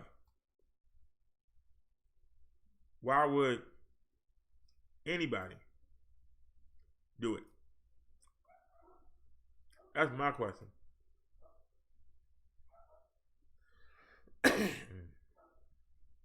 Now, I showed y'all the history, but I also showed you that Eddie Murphy done it.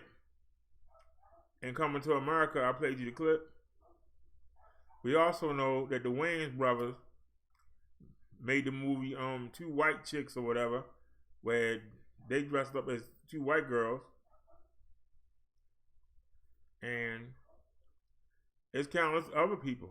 I know Dave Chappelle did it. So I know they're comedians, but they don't help the cause when they do that.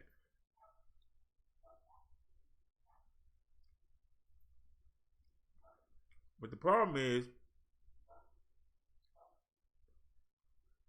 you know why they did it back then. It was to keep the good white people who might have felt sorry for the slaves, to make them feel like they was doing the right thing by keeping them in line, because they were irresponsible, they didn't have much more sense than a monkey, and they needed to keep their knee on their neck and keep them down to protect their property, but also to protect them from hurting themselves. And that's why they did it. And that's the one thing that people don't mention. That was the reason for it. It was entertainment, but it also kept the agenda. Keep them down. We also learned from that skit that the term Jim Crow, which was used, it was these ridiculous laws that kept black people down. Even though they were free, they were still kept down by these laws. And now we know that it was a song and it was a character. That's where they got Jim Crow from. A lot of the cartoons, the 10 mice used to be called the 10 N-boys. And in that story, all 10 of them died. All 10 of them got killed. And it was a children's story. So, this just takes you back to why people get offended. Y'all understand what I'm saying? Then you know why people get offended. They also showed the Three Stooges dressing in blackface. One of them dressed as a woman, which is something that they did back in the day. So, and even though that was a long time ago, some people are still offended by that. Now, y'all bring up a good point. Why didn't the husband get in trouble?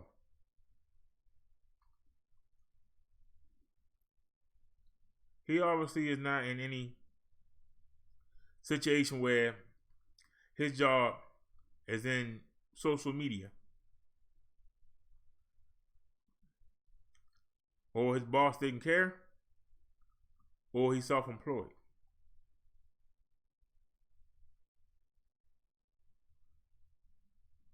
And I hope he is self-employed, because I don't want neither one of them to wind up out in the street having both lost a job. At least he can carry her until she can get another job.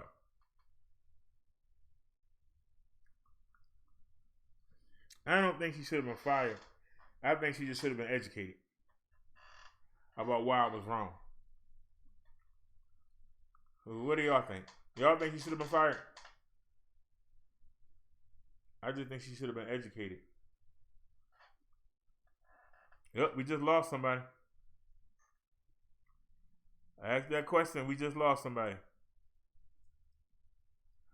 Anybody have any more comments before we go to the next story?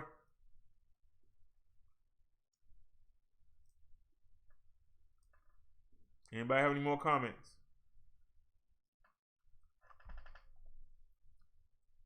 All right, let's move on.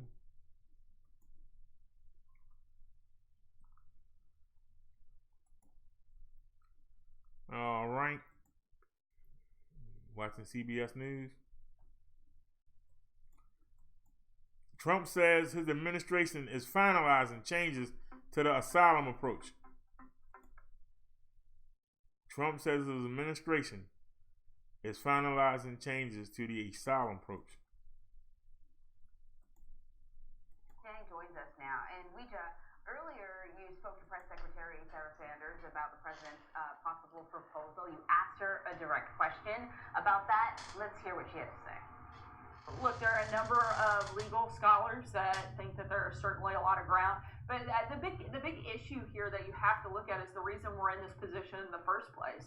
And that's because Democrats in Congress have failed to help fix our broken immigration system. And the president is looking at all options, and he'll make a decision ultimately about what's best to secure our border and to maintain law and order in our country. The president's been talking about ways to fix our broken immigration system, not just since he became president, but long before. If you haven't heard him say and talk about fixing the system, then you just haven't been paying attention. Okay, so we understand the president has been talking about fixing the immigration system, and in fact, he's talked about birthright citizenship since 2015. Still, this was not a topic that was maybe at the top of the list of things to talk about. When it came to immigration, he was really hammering away about the caravan more than anything else. And so it's left many people wondering, why are you bringing this up now? I don't think there was a national sort of clamoring to deal with birthright citizenship. And oh yeah, we're a week away from the midterms. Exactly, and that's what I asked Press Secretary Sarah Sanders, that, you know, we understand that this was part of his overall immigration plan when he was just a candidate for president, but then, you know, he did not make this an issue. We have not heard about this. We would certainly remember if it was a huge issue when Congress was considering those immigration bills that ultimately failed. And so the fact that he is rolling this out now, it's a very hardline stance, and he's claiming he can use his power, his authority, is new.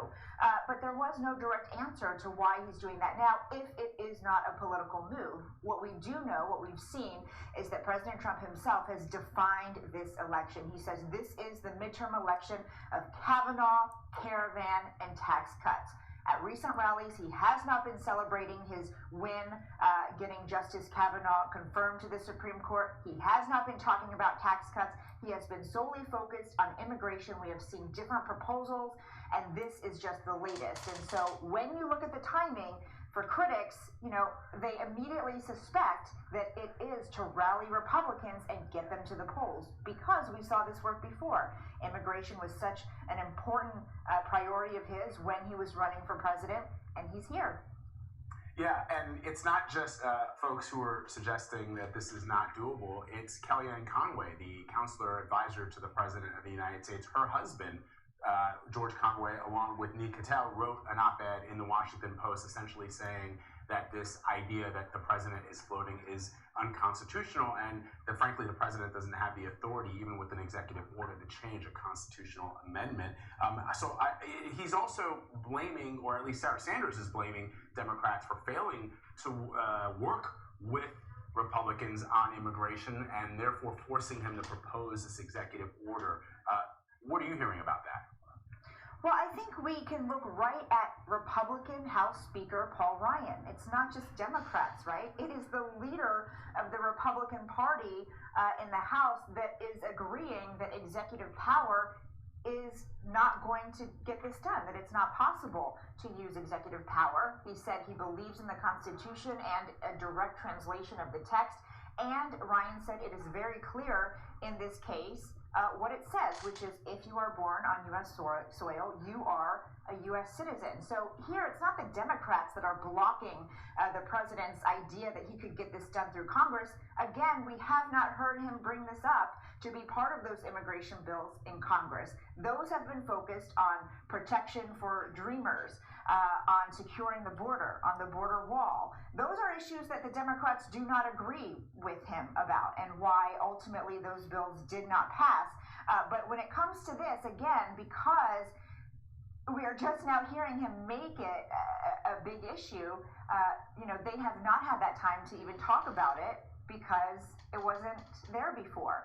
But it's difficult to blame the Democrats, right? Because it's not just Democrats who are saying this can't be done. The president also tweeting about the caravan. This is what he had to say, his latest tweet about the caravan. The caravans are made up of caravans, plural, because there are more than one now, made up of some very tough fighters and people, fought back hard and viciously against Mexico at northern border before breaking through. Mexican soldiers hurt, were unable or unwilling to stop caravan, should stop them before they reach our border, but won't. So here's the thing about the caravan. It's true. There were clashes at the border with Mexico and Guatemala, I believe, and there are more than one caravans now amassing, at least one more, perhaps a third. But when the president talks like this, I think one of the things that he does not bring up, obviously, is that the intent of those in the caravan are to come to the border and follow the law, right? I don't understand I don't understand why you need 5,000 U.S. soldiers to protect a border where people are approaching it from an asylum point of entry. In other words, they're going to apply for asylum to this country. It's either rejected, which means they have no legal right to be in the country, or it's accepted, which and they is can the come law, right? So we know that the latest news, Ouija, is that he's sending National Guardsmen down to the border. This caravan's not even going to be here at the border for like another month and a half. So what's the latest with the caravan? What's the plan with the National Guardsmen?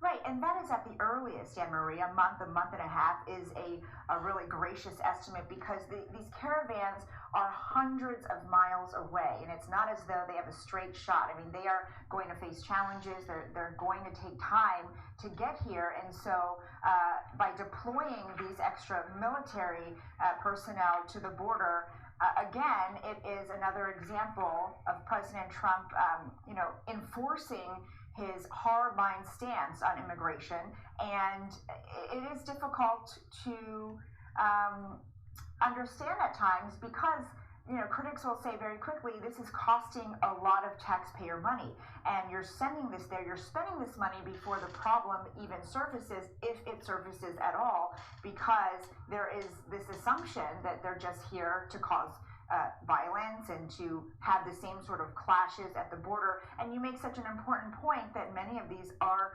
people who are seeking asylum. But remember, President Trump has also floated the idea of using executive power to shut the border down altogether, even to asylum seekers. So that's yet another proposal that is drawing a lot of criticism because people are saying, that's just illegal and it's going to be challenged in court. So, again, the timing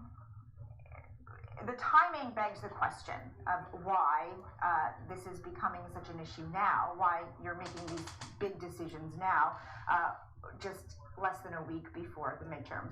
Now, this is not actually a new issue for President Trump, right? He is the immigration candidate, or was, and he is the president who has made this his platform, but it's just these new things that are drawing questions because of the timing. So, Lee, so I just want to correct myself. It's not National Guardsmen, it's actual active duty troops, over 5,000 of them that he's sending to the border. And reminder that this is under... in addition. Exactly. Sorry. No, and I was going to say, and reminder, under current U.S. law and Constitution of the United States, U.S. troops cannot actively engage in any kind of police-type enforcement. It's against the law. Exactly. They're not going to be there apprehending illegal immigrants. They're going to be there supporting Border Patrol. So they'll be building barriers. They'll be supplying equipment. They'll be providing airlifts, for example, via helicopter and planes to drop off those border protection agents to areas where they are needed the most. So they're really reinforcing and providing recon for those agents who are able to use force to apprehend immigrants. All right, Ouija, thank you very much. We always appreciate it. It's amazing how you can never escape the commercial. Utterly amazing. Probably set up that way. Alrighty, y'all. Let's break this chat out. Alright, what's y'all thoughts? We said that they can override the Constitution, they might as well just throw the document out the window with the paper it's written on. Now it says short thing talk. We said the presidents can't abide by the rules and laws of the land. Why should the people in that case? You got a good point there because Donald Trump mouth and got him in a bit of a bind here. He cannot. If the people come apply for asylum, he can throw them back out. But he's sending the troops there to keep them from coming in. I think they're allowed to come in, apply, and then if they don't make it, they got to get out. Trump don't want them to come at all. So we do have laws. We do have laws, and if you are born, you remember during the election with Obama, they kept trying to say that Obama wasn't born in the United States. Where's his birth certificate? He kept saying he's born in Hawaii. And then they finally showed the birth certificate. And it made the Republicans look stupid. And so Obama got in. At one point we had 11 people watching. And it's only y'all two commenting. We down to 7. And it's only y'all two commenting. Why is everybody afraid to comment? We down to 6 now. All right, let's get to the next story.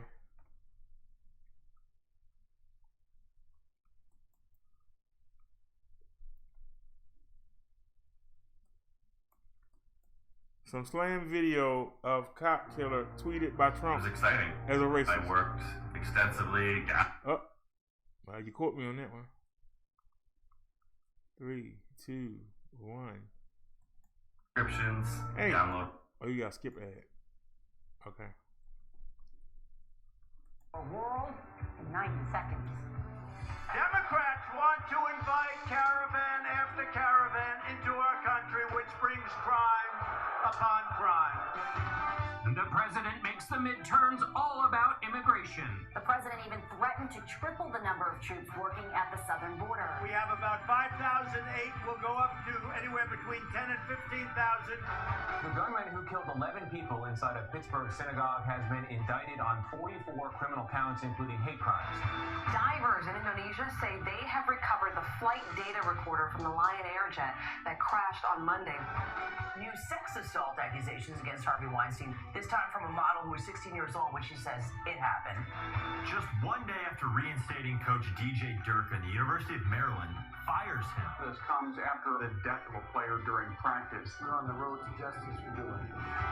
Severe storms are moving across the West Gulf Coast. Torrential rain flooded Houston streets. All that? An inferno in Italy. Hundreds of cars, including Maseratis, went up in flames. Look away, luxury car lovers. And all that matters. The Red Sox celebrated the World Series title through the streets of Boston. Somebody threw a full can of beer at the trophy. No This is what happens when you give Boston nice things. On CBS this morning. A Halloween display at a North Dakota home was so terrifying that concerned neighbors. I don't want to get flagged. I just wanted to get the case there was some news article that I didn't mention. It's in that roundup. Now, some of those we still got to get to. This case is sick. I bet there ain't no video. And I ain't gonna mind reading it. This is sick. Bet you there ain't no video. Sure ain't. We gonna check out. Let's check out this story too.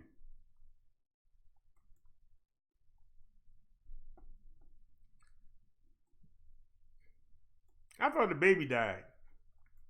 The mother died. That video? Nope. So let's read it. The mother of a 1-year-old who was swept into the floodwaters created by Hurricane Florence has been charged in the... Oh no! The baby did. The baby did die, y'all. The mother of a 1-year-old who was swept in the floodwaters created by Hurricane Florence has been charged in the boy's death. The Union County Sheriff's Office said in a statement posted on its Facebook page that 20-year-old Dazia Lee of Charlotte is charged with involuntary manslaughter and driving on a closed or unopened highway. The tragic death of this child and the circumstances surrounding this case are heartbreaking, Sheriff Eddie Cathy said in a statement. We continue to pray for all those suffering as a result of this child's death. However, after a very thorough investigation and taking all facts into consideration and applying the law, we feel these charges are appropriate. Authorities said the water from the rain-swollen creek pushed Lee's car off the road and left her stuck in a group of trees on the night of September 16. Lee said she was able to get Raiden Lee Welch out of the car, but the water caused her to lose her grip. Multiple law enforcement teams searched for Caden that night and again in the morning when his body was found. Lee told News she wasn't from the area and was unfamiliar with the roads. She is due on court on November the 20th. That's a daggone shame. That poor little boy washed away. Just washed away. Now, what happened to the story that we both been reading? Been watching. Okay, y'all. This is a sick story right here. 4-year-old baby died of diaper rash.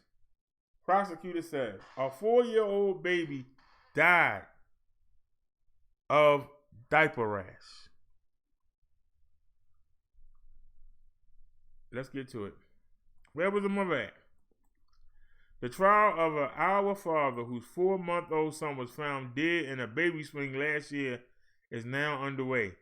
Assistant Attorney General Coleman McAllister told jurors the baby, Sterling Cohen, died after being in the same maggot-infested diaper for up from 9 to 14 days when medics were called to their apartment. He died of diaper rash. That's right, diaper rash, McAllister said during opening statements on Tuesday. The baby's father, Zachary Cohen, is charged with murder and child endangerment. He directly caused Sterling's death. The boy's mother, Cheyenne Harris, faces a separate trial on the same charges.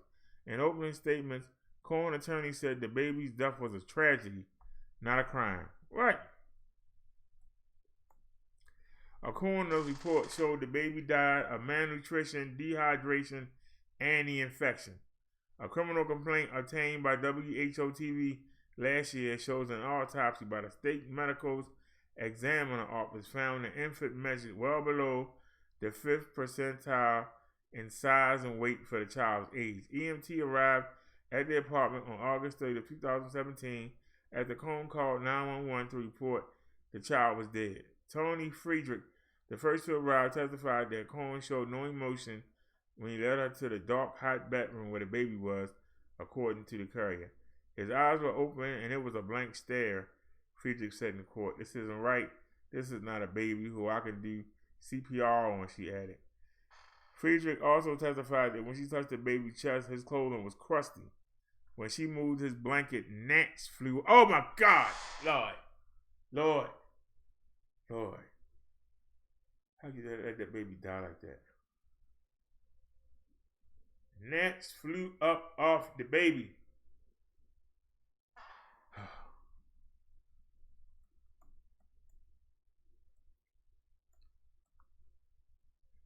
Is that it? That's how you gonna leave it? Oh, that's not right. I wanted to hear some more. Anybody got any comments? Oh my goodness.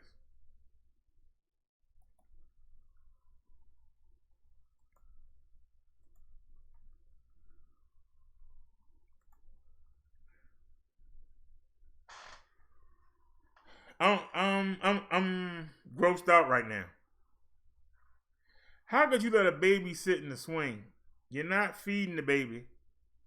You're not changing the diaper. The clothes are crusty. You imagine your clothes, touch your clothes right now. Imagine them being crusty hard. How long you would have to sit in them for them to get crusty hard? The room was hot. The baby just pooping on himself.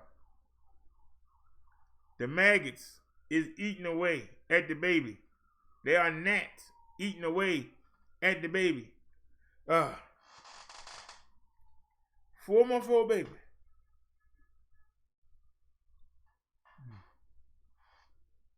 Anybody got any comments? What kind of punishment y'all think the parents should get? Because yeah, the mother and the father, they allowed this to happen. What do you think should happen to your mother and father? 20 years, 30 years, 50 years, life? What do y'all think?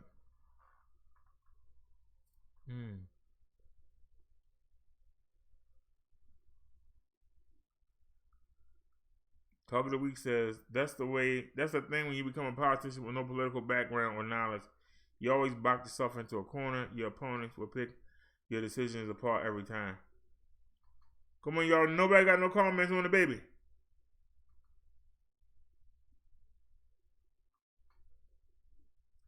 Naya said the justice system would decide. I'm asking y'all opinion.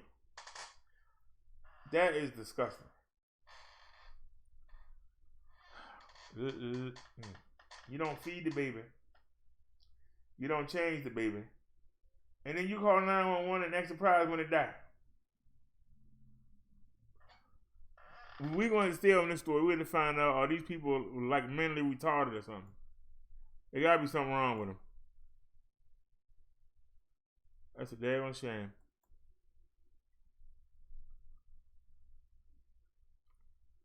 Police chief accused of secretly filming sexual encounters, sharing explicit images. And there he is. Is that video? Of course not.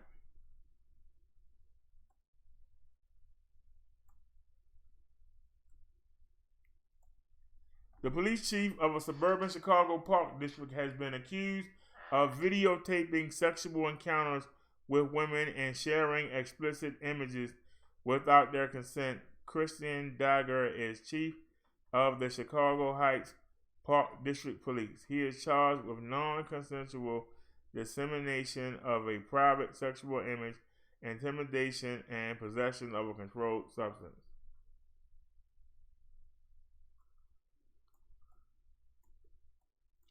Prosecutors allege Dagger met the two women, 24 and 43, online dating sites in 2016. His bedroom in an apartment in Chicago's South Loop neighborhood was equipped with cameras in the ceiling, which were used to videotape the sexual encounters. Prosecutors say Dagger then texted sexually explicit images of the women without their consent to another person, the paper reports. The two women reportedly notified police last month when they learned the images were disseminated. The 40-year-old Dagger is also accused of trying to threaten a witness. Both the person who received the text message with the images and one of the victims receiving threatening text messages, the paper reports. One of the messages threatened that the woman didn't drop her charges. She could expect a lawsuit or worse. Dagger surrendered to police on Monday. Bond was set at $25,000 on Wednesday, which he posted and was released. He's been placed on administrative leave, the paper reports. Chicago police spokesman Anthony Guglielmi said the allegations are egregious and they're proven a disgraceful abuse of power and trust from police in the community. Dagger's attorney, Todd Pugh, says his client denies all the allegations.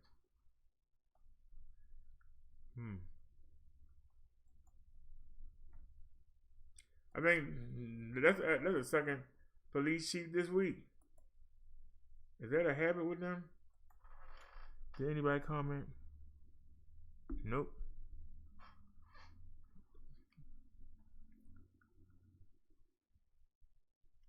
Let's get to the next story.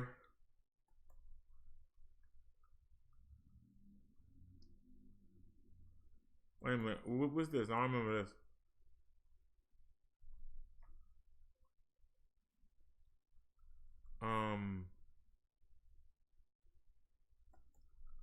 That was the check. I bookmarked the check. With delete. Okay, that's what I gotta delete. Alright. Sorry about that, y'all. I'm getting caught up here. Hold on. A lot of videos here we watched. Alright.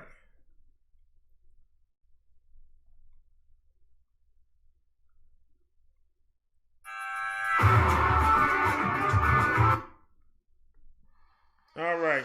Black box recovered from land A. Hold on, buddy. Divers say they located them. Said divers recovered one of the black boxes from the crashed Lion Air plane. Divers say they located the box more than a quarter mile from where the plane disappeared from radar.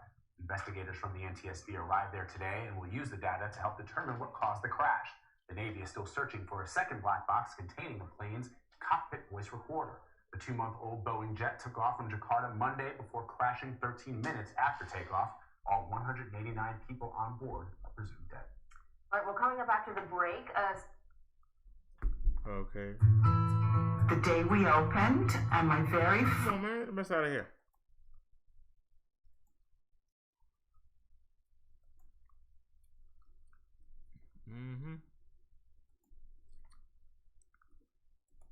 All right, y'all, we got one more video to look at.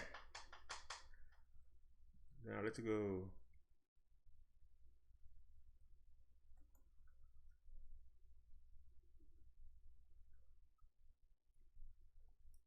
Does joint discomfort have you feeling like something is holding you back? The combination of... Oops.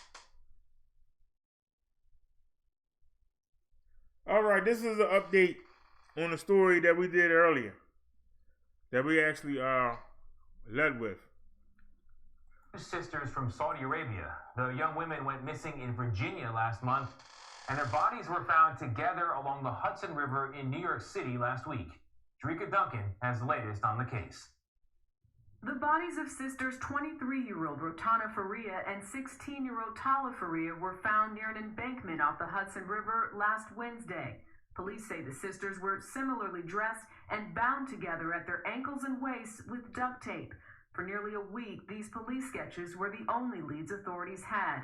NYPD Chief of Detectives Dermot Shea. We are out to get justice for those two girls and to find out exactly what happened, what led them to be recovered in the water.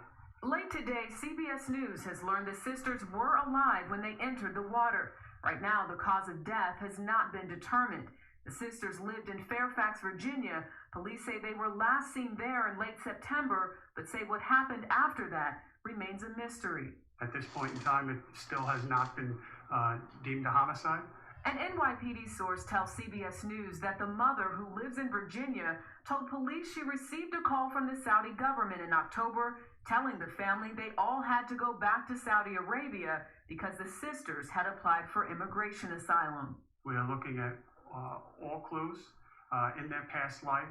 Right now, police are calling the deaths suspicious, and the investigation has been hampered by the fact that there's virtually no digital footprint. Tony, both sisters did not have registered phones and apparently no social media presence. DERRICK Duncan for us. DERRICK, thank you very much.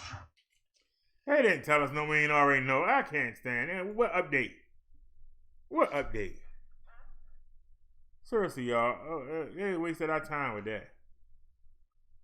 They wasted our time with that.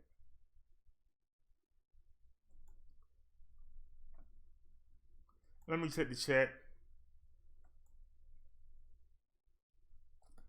All right, let's delete that. Plenty of good news stories today. Some of them sick. That baby won't give me the willies. I'm sorry, y'all. I just can't. How could you leave a baby laying like that? I mean, in the same clothes so long that they crusted over. Maggots eating them.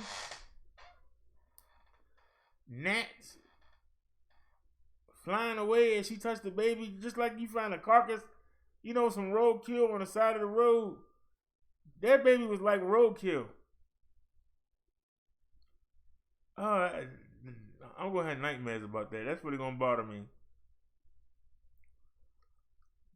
Naya said the justice system will decide. Clear case of abuse and neglect. I have no opinion on what their punishment should be. She continues, let's face it, there are psychos in all positions. Yes, that is. Oh man, I'm sorry. That is gross. That was gross. All right, y'all. Anybody got any final comments before we wind this up? It's 10 o'clock. I'm gonna fry me some chicken and fish.